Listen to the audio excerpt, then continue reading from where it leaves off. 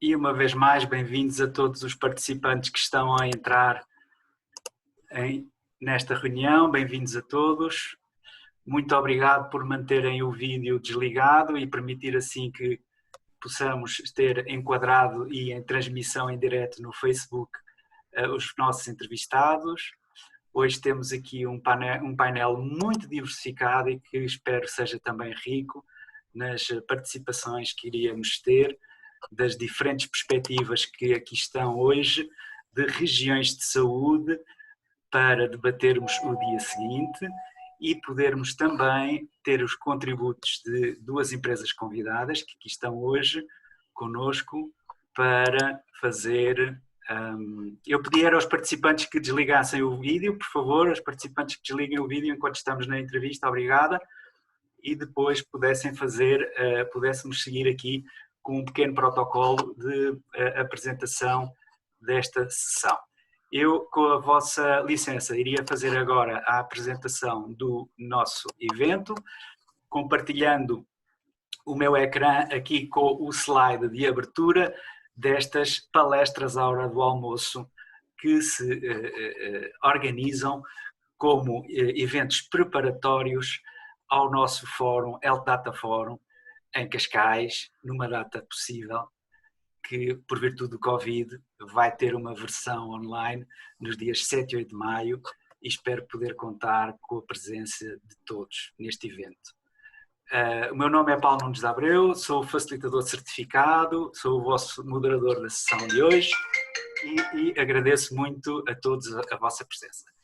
Eu pedi então, uma vez mais, instrução aos participantes para desligarem os vossos áudios e vídeos e poderem participar nesta sessão através do chat. Peço a todos que possam fazer, por favor, as vossas apresentações. Podem se apresentar através do chat, dizer quem está nesta reunião, apresentar. Podem também partilhar os vossos perfis de redes sociais, se assim o desejarem, porque este chat no final será enviado a todos os participantes com os contactos que ficam estabelecidos desta maneira. Eu pedia também a todos o favor de utilizarem uma aplicação que se chama Menti, porque iremos fazer aqui hoje uma pequena experiência social que é, no fundo, através do Menti, captarmos aqui uma opinião de todos os participantes que nos escutam, quer dentro desta sala, Zoom, quer no Facebook, ou seja, através do Menti, podem utilizar no smartphone o Menti e utilizar o código 927089 e iremos colocar aí umas questões para auscultarmos a opinião de todos em relação a duas questões ou três que iremos colocar. Entretanto, eu estava aqui com um contacto telefónico para fazermos as apresentações da doutora Teresa Luciano, que justamente ainda não se conseguiu ligar a nós. Eu não sei se já está agora em linha.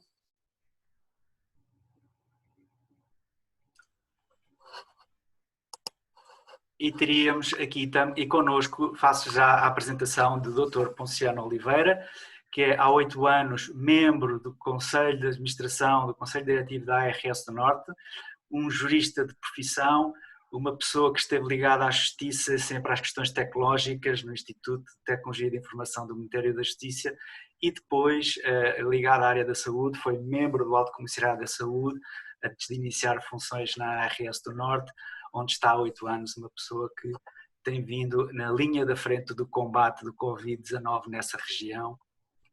Temos também o prazer de ter hoje connosco o Dr. José Manuel Esteves, que é o presidente da Associação dos Médicos de Língua Portuguesa de Macau e que nos vai trazer... a doutora Teresa Machado Luciano já está connosco entre nós. Bem-vinda, doutora Teresa, falta só o áudio. Eu já volto a passar a sua apresentação que lhe queria fazer também. Dr. José Manuel Esteves, muito prazer em estar aqui e obrigado, porque em Macau já é de noite, não é? Já está de noite, não é? Uma vez uma vinda de jantar aqui. Hora de jantar, exatamente. Doutora Teresa Luciana, muito bem-vinda aqui à nossa palestra à hora do almoço, muito obrigada. Sei que estava a terminar uma entrevista com a TSF, com a rádio, e é sempre uma honra para nós competirmos com os meios de comunicação tradicionais e darmos aqui aos nossos visualizadores no Facebook a presença de tão ilustres palestrantes hoje.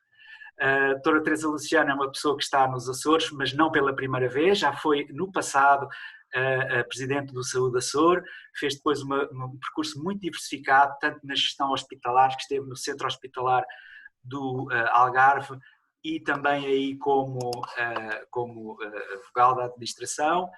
Esteve também recentemente, alguns anos, na gestão dos cuidados primários de saúde, no próprio Ilha de São Miguel, gerindo 5 centros de saúde, e neste momento desempenha as funções de Secretária Regional de Saúde dos Açores. Bem-vinda por se juntar e estar aqui connosco. Eu tinha aqui também a apresentação do Jonathan Gómez Raja. Jonathan, bienvenido. Siento que parece que me escapa tu PowerPoint, pero de memoria te lo planteamos que es una persona que es el director del Fundo de Saúde, ou seja, o diretor, chefe de divisão na Junta de Extremadura do Fundo de Saúde, que é, digamos, um coordenador científico da Secretaria de Saúde da Junta da Extremadura. O Jonathan Gómez Raja é também um investigador, tem o PhD na Universidade de Minnesota e fez um percurso também como docente e investigador na Universidade de Extremadura como microbiologista, que é, correto, Jonathan? E tem uma particularidade, é que tem um espanhol que compreende bem o português, o que não é comum na nossa vizinha Espanha. E Jonathan Gómez Raja vai nos trazer aqui a perspectiva da Junta da Extremadura, não é? E de Espanha no seu conjunto, e portanto temos aqui um conjunto diversificado de regiões de saúde. Entre nós temos também 2 convidados empresariais, é muito importante no dia seguinte, nas regiões de saúde do dia seguinte, e temos connosco a doutora Helena Freitas, que é a Market Access and Public Affairs Director da Sanofi em Portugal, e também responsável da Unidade de Saúde de Vacinas, algo que nós iremos falar aqui hoje um pouco. Está também connosco o engenheiro Nuno Pereira Leite, que é um engenheiro do Instituto Superior Técnico com uma ampla experiência na questão dos sistemas geográficos. Ele tem vindo a assumir funções de progressiva responsabilidade na ESRI Portugal, onde hoje é realmente o diretor de negócios dessa empresa, e está aqui para nos colocar também as questões relacionadas com os sistemas geográficos e o dia seguinte. Por último, e last but not least, o professor Dr. Adalberto Campos Fernandes, que é um permanente comentador destes Lunchtime Talks e que é sempre um prazer tê-lo aqui connosco. E sem mais, então, iríamos dar início aqui às intervenções, pedindo talvez pela premência da curiosidade que nos traz os Açores, para trazer-nos um pouco o ponto de situação do combate epidemiológico aí, já nesta perspectiva do dia seguinte. Portanto, doutora Teresa Machado Luciano, as suas perspectivas para o day after, aí na região dos Açores. Tem que se colocar, Ok, sim, já está, perfeito, pode continuar. Ouve-se bem? Ouve-se muito bem, muito bem. Então, boa tarde a todos, ou boa noite, ou por aqui é meio-dia, portanto, temos as várias horas aqui connosco. Antes de começar no day after, fazer-vos em primeira mão, porque são às 4 da tarde, é que fazemos o ponto de situação, dizer-vos qual é o ponto de situação aqui nos Açores ao dia de hoje, relativamente a esta pandemia. Nós, neste momento, das 9 ilhas, temos 3 com Covid-free, como chamamos, que é a mais pequena de todas, não é? Portanto, temos os extremos. Temos o grupo ocidental, Flores e Corvo, com 0 casos de Covid, e Santa Maria com 0 casos de Covid. E depois temos, neste momento, 131 casos positivos à data de hoje. Começámos com o primeiro caso suspeito a 27 de fevereiro, portanto temos aqui uma decalagem de 2 a 3 semanas relativamente ao continente. Temos neste momento 15 recuperados, temos 7 óbitos, tudo pessoas acima, portanto geriatria, acima dos 85 anos, porque houve a situação, infelizmente, da entrada num lar de uma dessas utentes e, portanto, temos 49 pessoas são desse lar, quer profissionais, quer utentes, e temos casos ativos na região 109. Portanto, a região tem tido aqui medidas muito duras de contenção, temos esta situação arquipelágica que somos poucos divididos por 9 ilhas e com o mar à volta, e temos neste momento, conseguimos saber todos os casos de onde é que chegaram. Portanto, estamos em fase de contenção alargada e gostaríamos de não ter de passar para mitigação na ilha de São Miguel, que é, como todos sabem, a maior e a que tem maior número de casos. O day after, pode-se pensar num day after já com o que estamos a fazer neste momento, que é pensar nas novas tecnologias que já devíamos estar há muito a usar devido à nossa situação arquipelágica e que houve sempre grandes resistências à utilização, nomeadamente da telemedicina. Relembrar que temos 3 hospitais e, portanto, temos 6 ilhas sem hospital e que a telemedicina já há muito que devia estar aqui implementada e ser uma questão de dia a dia. Neste momento temos uma ilha que há 5 semanas que não tem um único caso, 2 ilhas que há 2 semanas que não têm um único caso, mas isto tudo porque restringimos todas as movimentações. Neste momento só temos a TAP a voar para o arquipélago, a chegar uma vez por semana, quer a São Miguel, quer à terceira.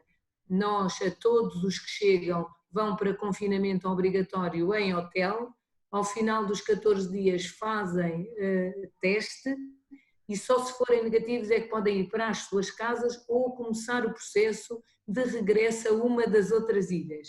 Ao regressarem às outras ilhas, apesar de ser negativo, também vão outra vez para a quarentena e têm que fazer outra vez teste passado 15 dias. Isto para tentarmos conseguir conter o mais possível.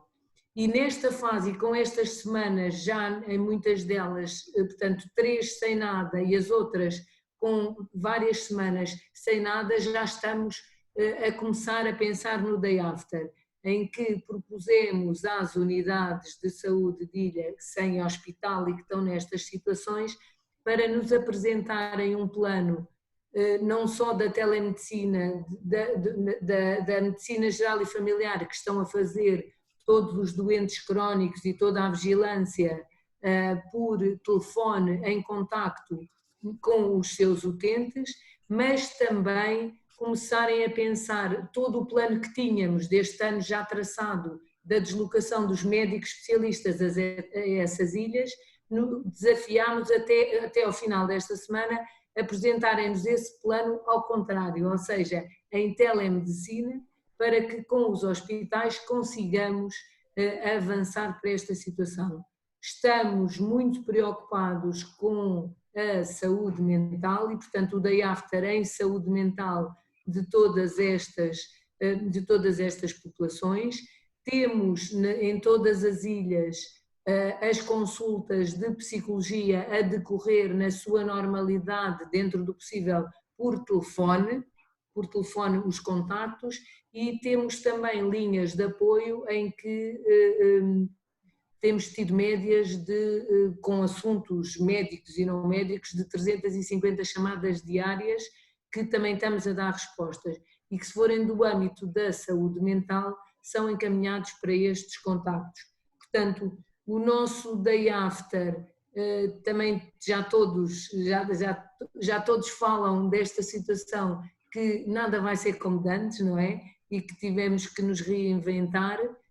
Temos também com os conselhos de administração reunido ou em Zoom ou em Teams, também com muita frequência, para avaliarmos e conseguirmos aqui resolver estas situações. Portanto, assim, resumindo, não sei se quer que continue ou... É um excelente ponto de situação, e é interessante ver como uma secretária-geral da saúde tem tantos dados na sua cabeça e tanta informação. É realmente extraordinário ver como esta informação é necessária, hoje faz parte do nosso dia-a-dia. Se vos parece bem, eu passava agora do extremo de Açores para Macau. Dr. José Manuel Esteves, Diga-me como é que está a situação em Macau, porque tanto quanto eu percebo, do ponto de vista de mortalidade, tem uns dados muito parecidos com os Açores, com a diferença que vocês são uma população de vários milhões de habitantes, certo? Não. Macau tem 680 mil habitantes. Sim. Macau, digamos assim, Macau está a viver a segunda vaga de embate com o Covid-19. O primeiro caso em Macau aconteceu a 22 de janeiro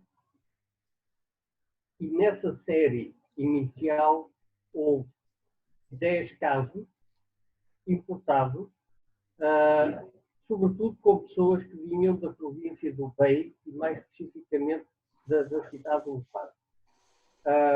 Macau é uma cidade pequena para os padrões da China, 680 mil habitantes é um número pequeno, mas no ano passado Macau teve 40 milhões de turistas. Tem um elevadíssimo número de visitantes, vêm pela indústria do jogo, vêm pelas especificidades de Macau, com os contrastes que tem com uma cidade multicultural, com a presença ainda arquitetónica, cultural, culinária, etc., portuguesa e de outras nacionalidades da zona do Sudeste Asiático e, portanto, é uma terra de sincretismo entre várias culturas. E, portanto, tem uma forte pressão do turismo.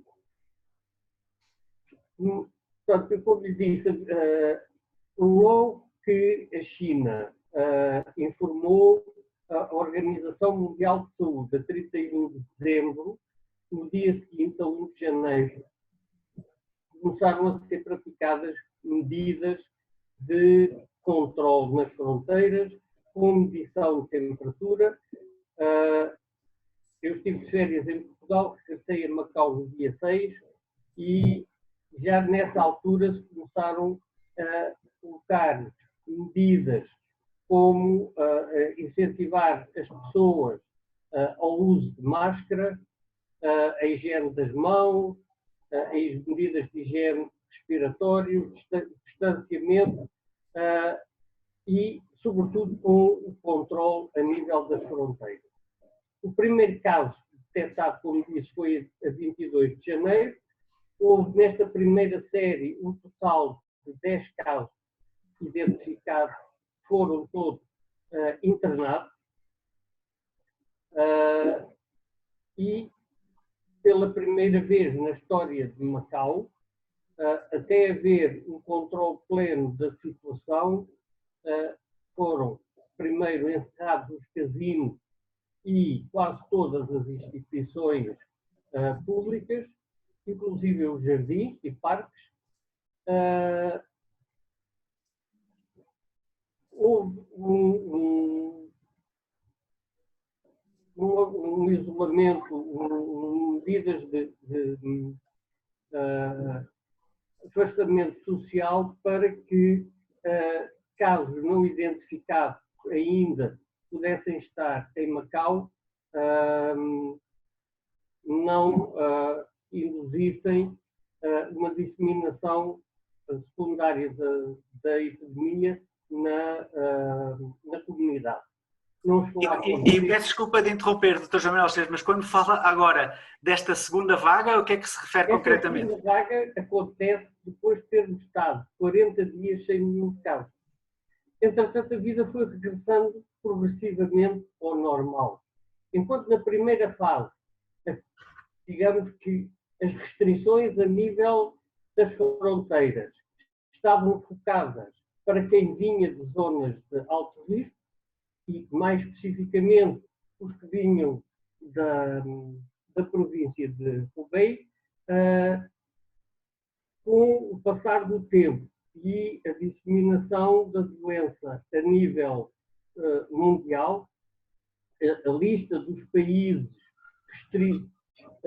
submetidos a medidas de restrição de entrada no território com imposição de quarentena em isolamento. Inicialmente era admitido o isolamento na própria casa do residente, posteriormente, única e exclusivamente nos hotéis que o governo de Macau contratou,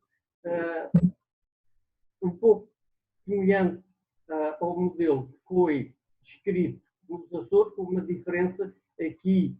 Quem chegava, e neste momento continua em vigor, quem chega de fora de Macau, neste momento só podem entrar residentes de Macau, não residentes neste momento não podem entrar, são submetidos a um teste inicial, um segundo teste a meio do período de 14 dias e um teste final para poderem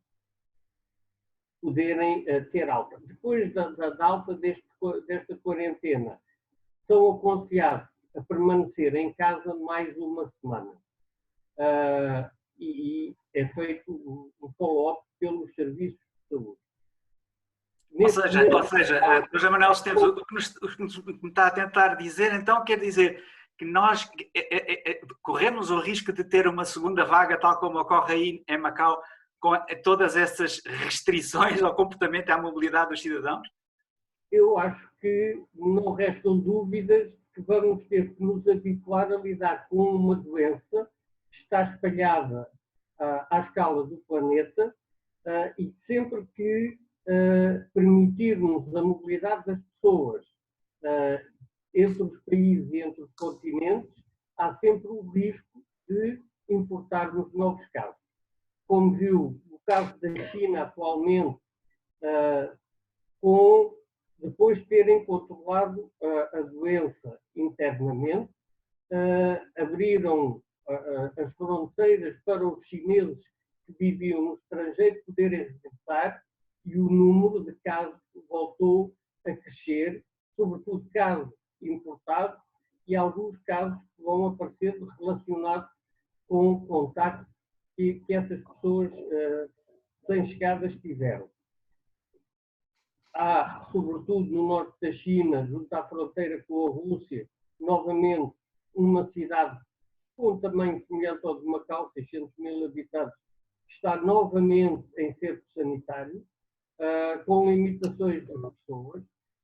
Vimos a experiência dos japoneses na ilha de Hokkaido, onde, depois de umas medidas de contenção apertadas, afrouxaram e voltaram a ter um pico significativo. Neste momento, houve necessidade do Japão alargar o estado de emergência a todo o território. Vimos a experiência de Singapura, que era considerado um modelo a nível dos países asiáticos no controle da doença. Bastou haver um caso num dormitório de trabalhadores estrangeiros e, de repente, o número de casos subiu em flecha. É muito fácil termos a situação controlada e, de repente, perde-se o controle e o número dispara outra vez. Eu agradeço só uma pausa agora, Dr. José Manuel Esteves, para pedir aqui um comentário muito breve do Dr. Adalberto Campos Fernandes. Dizia que queria fazer um breve comentário. Muito bem, muito rapidamente. Primeiro, cumprimentar a doutora Teresa Machado Luciano pelo magnífico trabalho que está a fazer nos Açores e portanto, desejar que, efetivamente, que o sucesso que tem tido se consolide. Mas eu queria comentar o que ambos disseram, a doutora Teresa e o Dr. José Manuel Esteves. A doutora Teresa, apenas uma nota, falou muito em telemedicina. Eu acho que, estando nós a passar por um processo de impregnação digital e tendo uma oportunidade de trazer para a saúde ferramentas como nunca tivemos até aqui, eu recomendaria que nós usássemos a expressão genérica telesaúde, porque de facto não se esgota na telemedicina o manancial de oportunidades e então em territórios como Macau e como os Açores nós temos laboratórios vivos para, sem medo, introduzir essas ferramentas. E porquê é que eu digo telesaúde? Não apenas porque resulta do inglês e-health, uma perspectiva mais aberta, mas porque a saúde pública tem que ser digitalizada. A saúde pública tem feito um trabalho notável, muito baseado no terreno, já com algumas ferramentas, digamos, digitais, mas nós temos que ter capacidade de os sistemas estarem preparados para este tipo de eventos a montante, não reativamente, mas prospectivamente, e por isso a integração de funções de telesaúde com a monitorização dos lares, a monitorização das residências, a monitorização dos aeroportos, a monitorização da circulação, porque há uma coisa que o Dr. Zé Manuel Esteves disse muito bem. Eu creio que houve uma grande ilusão neste processo todo. Aliás, estou a preparar um texto que vai sair no jornal, cujo título é, de facto, A Grande Ilusão.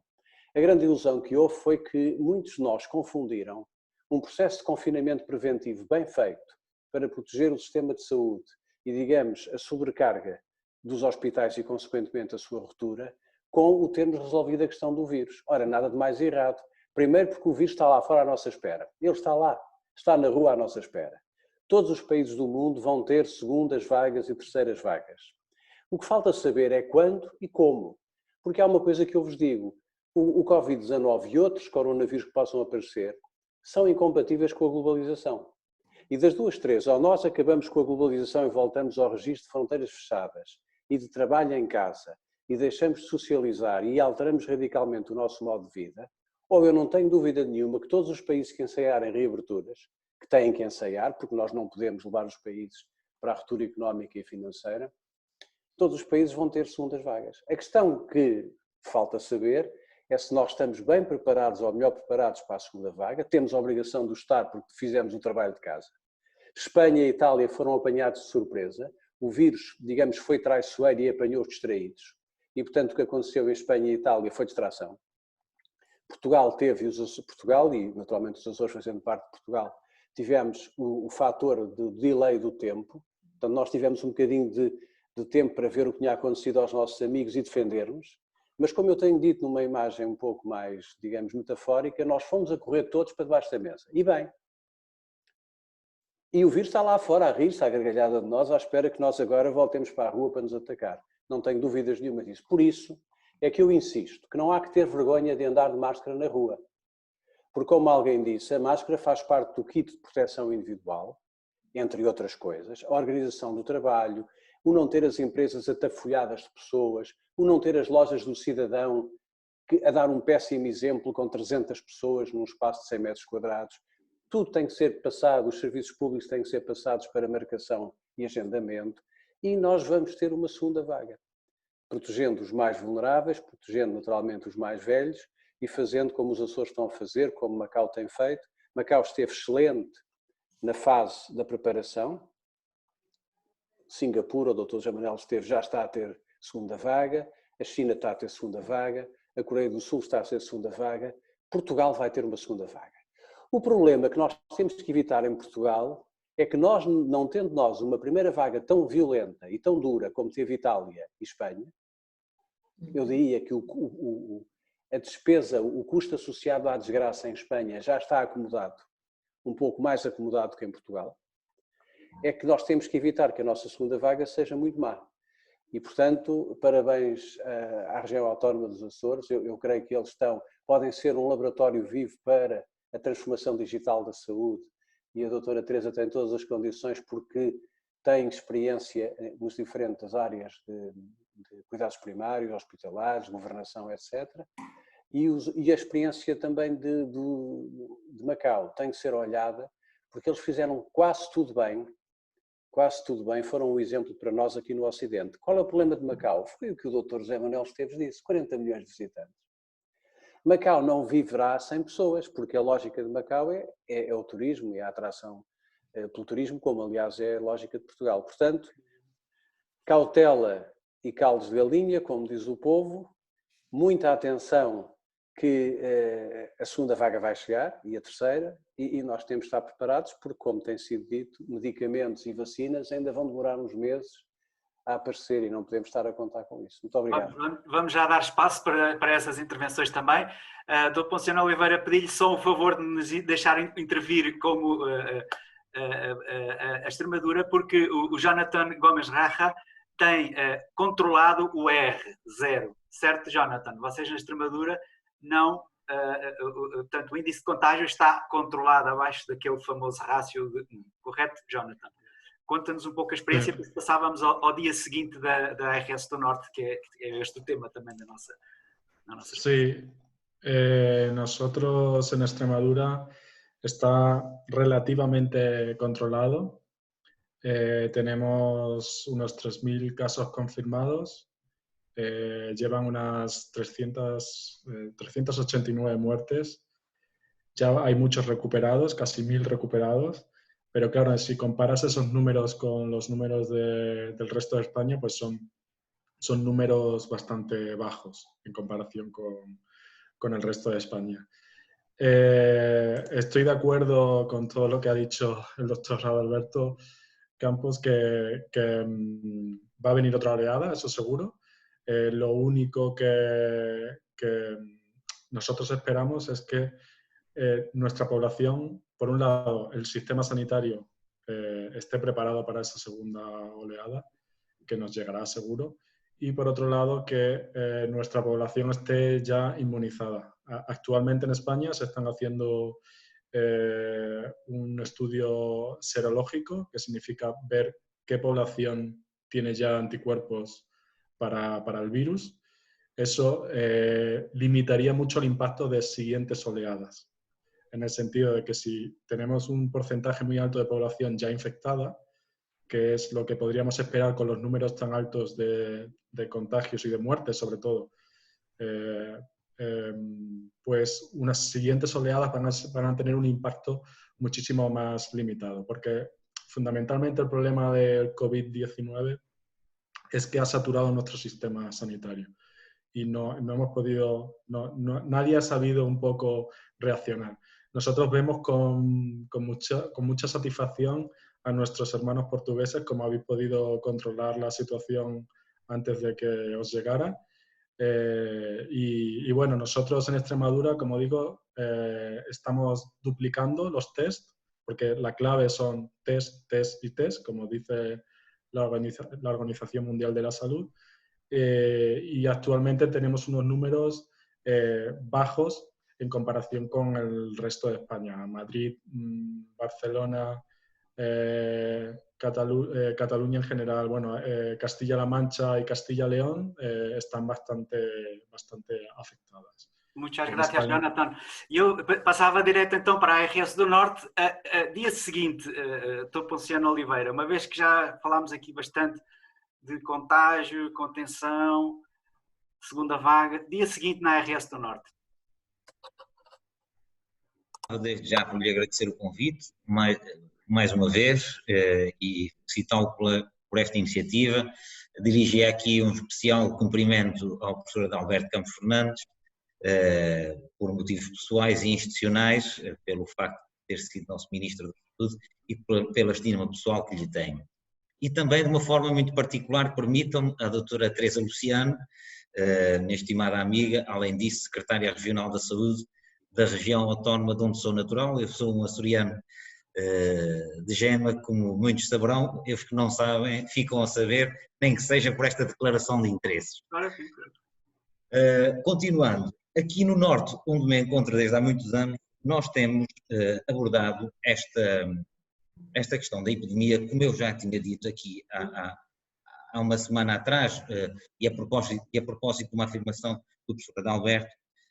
No fundo, nós aqui, com este momento de crise, nós vimos condicionados a de repente termos que ter planos de contingência, não só para a assistência, como também para o trabalho administrativo. Nós, subitamente, olhamos para as ferramentas que tínhamos andado a construir durante vários anos como uma oportunidade, em vez de olharmos para essas mesmas ferramentas como aquela ferramenta que, simultaneamente, era um custo de aprendizagem, importava um esforço adicional para as tarefas do dia-a-dia, que colocavam-nos questões que nos faziam claudicar na sua adoção, são as questões que se prendem com a segurança de informação ou com a infoexclusão, e a própria dúvida sobre... Acho que ficámos com... tímidos no curso que empenhávamos. Está a ouvir-me? Ok. Voltou agora. Pode continuar. fez-nos ser um pouco tímidos no esforço que fazíamos para utilizar as ferramentas, não tanto no esforço para a sua criação, que felizmente temos sido muito felizes na criação de novas ferramentas, e falarei disso mais à frente, mas a implementação criava-nos sempre várias dúvidas. E nós olhamos neste momento de crise para esta situação como a nossa forma de sair dela. Aliás, foram essas ferramentas que nos permitiram trancar-nos a todos em casa, entre aspas, e na lógica bélica que se tem falado, adotarmos um terreno alto para agora enfrentarmos o vírus e agora sim abordarmos a questão de saúde em concreto, no sentido... Acho que estamos aqui a perder aqui um bocadinho de agir. Como é que nós podemos fazer isso? Como é que nós podemos fazer isso? Eu queria desde já distinguir para este Day After aquilo que acho que são dois momentos totalmente diferentes. Uma coisa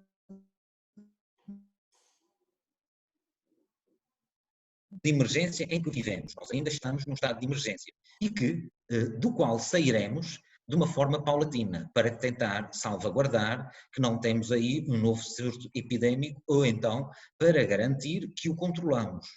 E, portanto, num momento de emergência, o equilíbrio entre direitos e deveres é um equilíbrio diferente do que é aquele que é o equilíbrio que deve ser pensado no momento de completa estabilidade. Eu acho que quer no primeiro momento de emergência, quer no pós-emergência, nós não vamos ter uma realidade como a que tínhamos antes. Seja sob o ponto de vista sociológico, dos hábitos da sociedade, seja sob o ponto de vista da adoção das tecnologias e das novas ferramentas de trabalho. E ainda bem que assim é, porque significa que demos passos tendentes a capturar as oportunidades que o momento nos trouxe. Por falar nos momentos, nesta duas diferenças de momentos, eu queria dizer-vos o seguinte: eu acho que estas oportunidades que nós agora nos vimos forçados a capturar trazem, em muitos casos, mais proximidade ao cidadão, trazem mais acesso ao cidadão, trazem maior qualidade e conforto ao cidadão, podem trazer, desde que equilibradas entre aquilo que são os cuidados que não prescindem da presença para serem prestados e aqueles outros, aquele número de tarefas. Pense-se, por exemplo, num conjunto de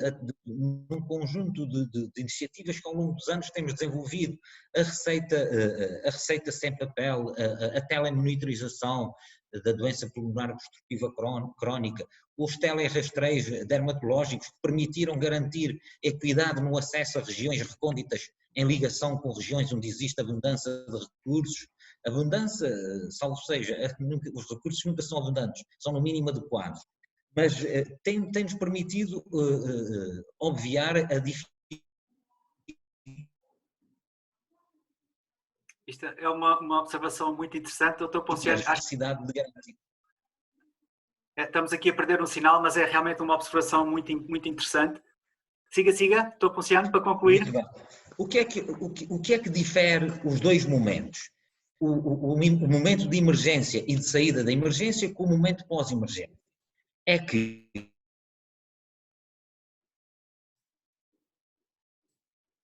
estamos aqui a perder um pouco aqui a intervenção do Dr. Ponciano Oliveira. As novas ferramentas. Por outro lado, a segurança da informação. Por outro lado, a coesão socio e tecnológica. São temas que num estado de emergência nós apenas procuramos socorrer-nos das ferramentas que existem para darmos os passos seguintes, mas que num estado pós-emergência já carecem de uma ponderação muito maior, porque têm que ser consideradas no desenho de políticas públicas equitativas, universais, dirigidas a toda uma população. Ainda assim, eu acho que, consideradas essas preocupações, salvaguardadas essas preocupações, nós temos uma margem muito significativa para garantir que há um passo dado em frente nos modelos de prestação de cuidados e até personalização desses mesmos cuidados. Excelente, E socorrendo-nos, inclusivamente, ferramentas que foram criadas no passado e que foram o passo intermédio para este momento. Excelente, excelente. Eu penso que já captámos a essência da intervenção do Dr. Ponciano Oliveira e como o nosso tempo aqui urge, eu ia dar... Da área do cidadão que hoje nos precede. Dr. Ponciano, estamos a perdê-lo aqui. Eu penso que captámos na essência a sua grande mensagem que quer deixar aqui e uma vez que o nosso tempo é limitado e aproveitando aqui neste painel a presença de duas empresas convidadas que possam contribuir para o dia seguinte, dar aqui a palavra, talvez, Ladies First, Helena Freitas, de uma forma breve para depois o Nuno também falarmos, porque temos aqui duas questões. Uma é aquilo que realmente nos pode dar o novo, o antigamente, o antigamente é a imunização da população através de vacina, não é? Qual é que é o ponto de situação em relação a isso, Helena? Boas ou más notícias? E depois passávamos então ao Nuno Leite para nos dizer até que ponto é que a tecnologia também pode ajudar este dia seguinte. Helena? Muito bom. Olá, boa tarde a todos. Obrigada, Paulo, pelo convite e também um cumprimento especial à doutora Adalberto Campos Fernandes e à doutora Teresa, com quem tive a possibilidade de reunir já nas suas atuais funções no ano passado, na terceira. Eu, antes de ir direto à sua resposta, eu prometo ser curta e aqui muito breve, mas dizer o seguinte. Antes de falarmos das vacinas, que eu entendo que seja o verdadeiro dia seguinte nesta questão da Covid-19, no que diz respeito à indústria farmacêutica e no caso da Sanofi em particular, não nos podemos esquecer que uma das nossas grandes prioridades é garantir o acesso aos medicamentos e vacinas desde o dia 1 desta pandemia, antes disso, mas depois desse dia 1 ainda mais. Porque, como sabemos, com todo o confinamento houve dificuldades a nível geral e, portanto, garantir-vos que no caso da Sanofi foi feito um esforço imenso em Portugal e em toda a Europa para garantir que esses medicamentos chegassem aos doentes que deles necessitam.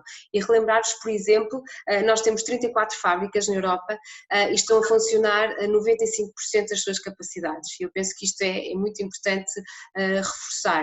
E, por último, a nossa não dependência de substâncias ativas da China. Apenas temos uma dependência de 7% da China para a produção dos nossos medicamentos e vacinas, o que fez com que o abastecimento de medicamentos e vacinas não faltasse e não falhasse em Portugal nem na Europa. No que diz respeito às vacinas, e vamos então ao assunto realmente importante para o dia seguinte. Como sabem, a Sanofi é uma empresa com inúmera experiência e muitos anos na investigação e na produção e no fornecimento de vacinas a nível mundial e desde o dia 1 desta pandemia se disponibilizou a fazer todo o tipo de parcerias e esforços para alcançar uma solução que seja rápida e eficaz ao combate da Covid-19. O que é que nós temos neste momento em cima da mesa? Neste mês e meio, foi muito rápido e para quem sabe o que é fazer parcerias entre empresas, academia, investigadores, cientistas, a Sanofi conseguiu fazer 3 parcerias, uma primeira com a BARDA, com o Instituto de Investigação Médica nos Estados Unidos, onde estamos a utilizar a nossa plataforma recombinante, aquela que já tinha sido explorada para a SARS, e estamos, portanto, a continuar essa plataforma mais convencional, se quisermos, na descoberta de uma vacina combinada para a Covid-19. No início deste mês, em abril, assinamos uma nova parceria com a Translate Bio, é uma empresa que está especializada na tecnologia de RNA mensageiro e uma tecnologia completamente diferente da tradicional, mas que acreditamos que seja complementar neste combate e nesta busca de uma solução que permitirá, em princípio, não, sem querer especular, obviamente uma vacina mais potente e que em termos de produção nos permita uma produção de escala, porque é disso que falamos, não é? Falamos de uma necessidade à escala mundial que vai ser muito, muito elevada e, portanto, não podemos pensar só na solução, mas também na capacidade produtiva dessa vacina. Por último, e esta semana, como provavelmente tiveram acesso através da comunicação social, uniram-se as duas maiores empresas de vacinas do mundo, a Sanofi e a GSK, para combinarem as suas duas tecnologias, a recombinante e a desdobante, porque acreditamos que só com uma enorme colaboração entre partes é que conseguimos arranjar e encontrar uma solução que que chega a toda a população mundial que necessita desta vacina. E, portanto, em termos concretos, em termos de datas, entendemos que vamos conseguir avançar para ensaio já em setembro deste ano e acreditamos ter uma vacina no próximo ano, antes do inverno do ano seguinte, de 21. Isso é, digamos, a boa notícia da nossa palestra de hoje, ou seja, para o ano, próximo outubro, as crianças poderão provavelmente voltar à escola como sempre, podemos ir ao cinema como sempre, quer dizer, temos que esperar um ano. Nuno Leite, diga-me por favor, o que é que podemos fazer para esse período ser mais eficaz, mais saudável, o que é que as suas tecnologias de informação geográfica podem ajudar as regiões de saúde a tornar a vida infernal que iremos ter durante o ano melhor?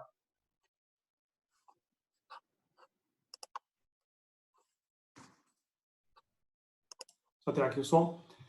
De facto, há muita coisa que se pode fazer. Eu, primeiro de tudo, quero agradecer aqui o convite e partilhar aqui aquilo que é a nossa visão e o nosso contributo.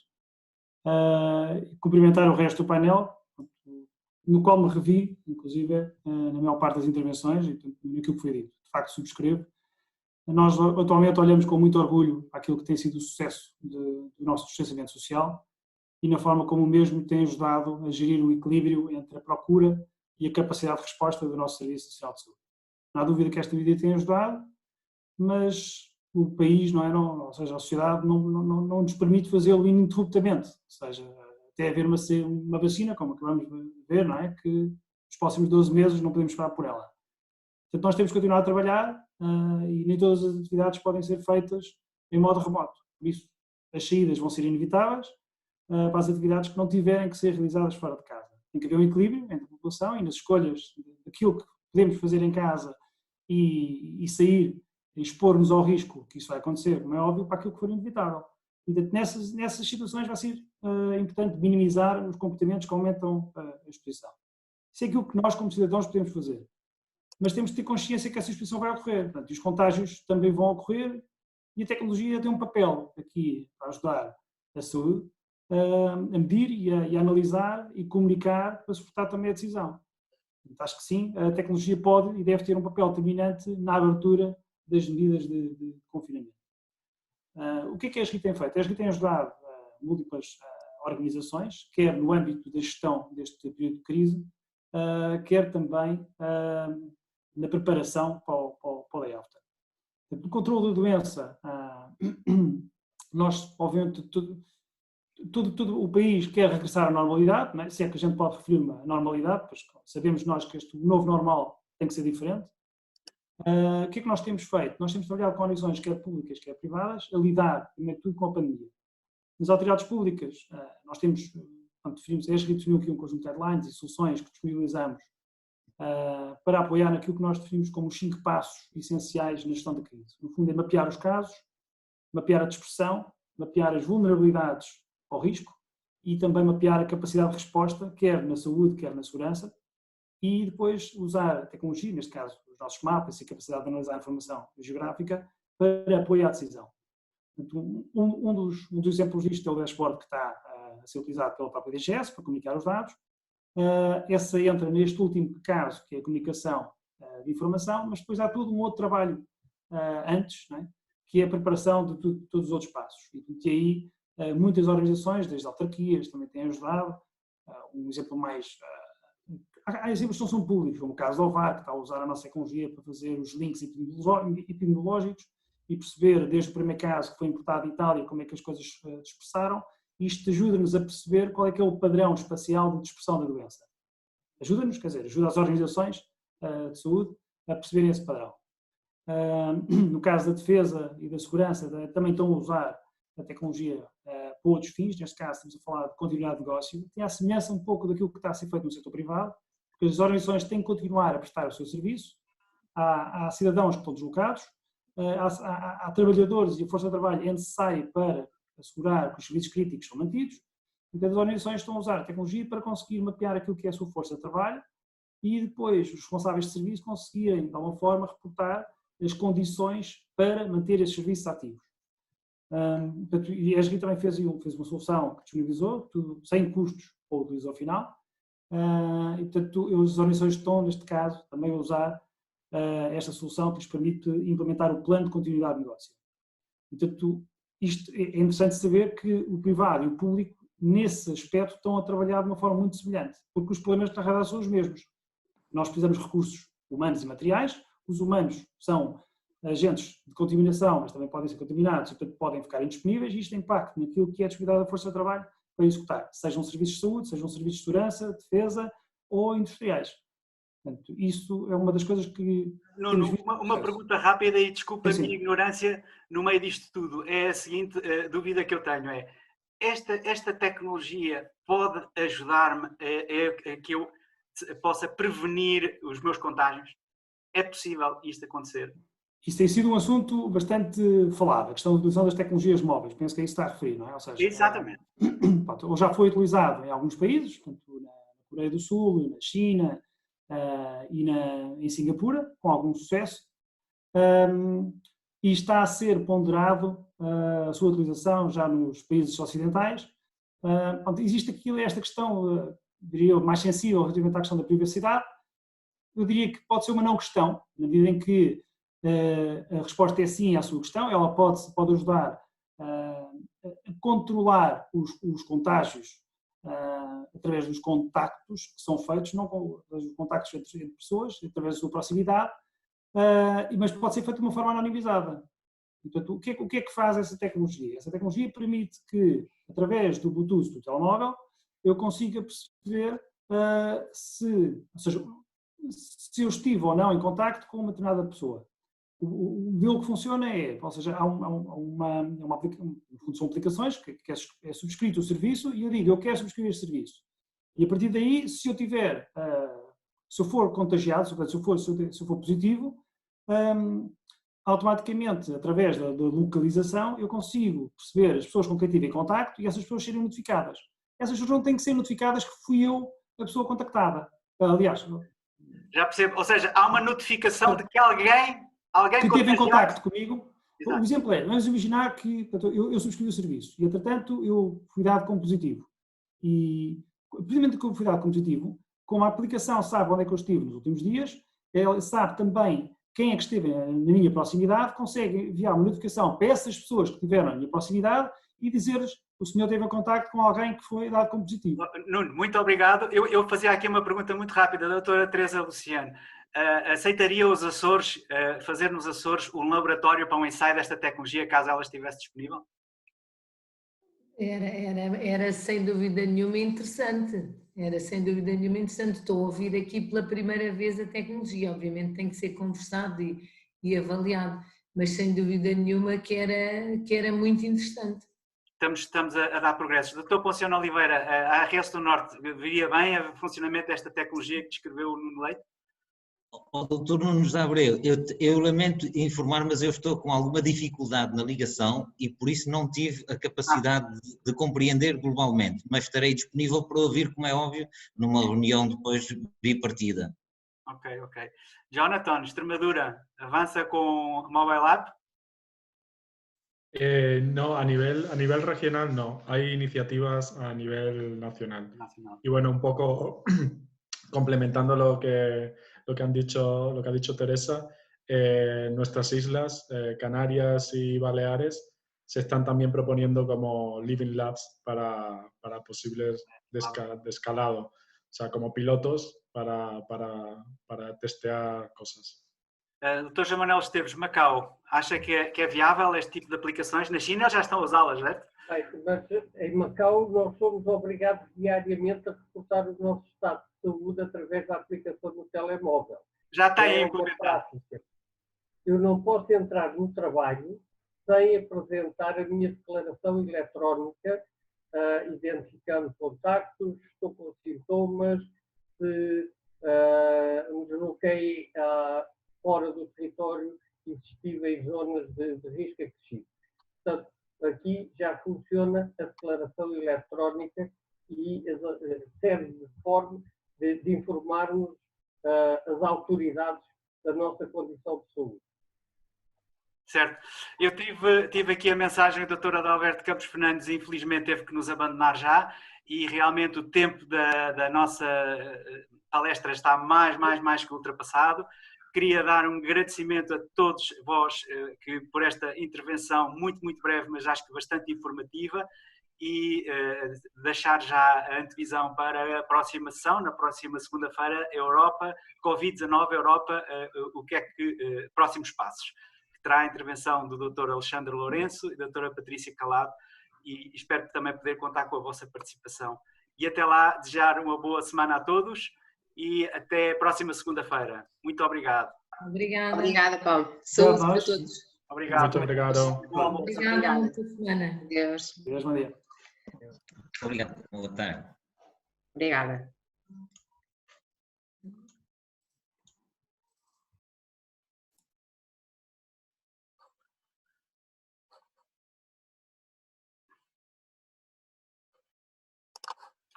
Já é muito tarde aí para si. Aqui já são 9 horas da noite. Não é muito tarde. Ok. Olha, muito obrigada pela presença e pela Nada. participação aí desde Macau. Temos aqui o Carlos Costa. Ok. Tudo bom para vós, uma boa semana. Igualmente. Obrigado.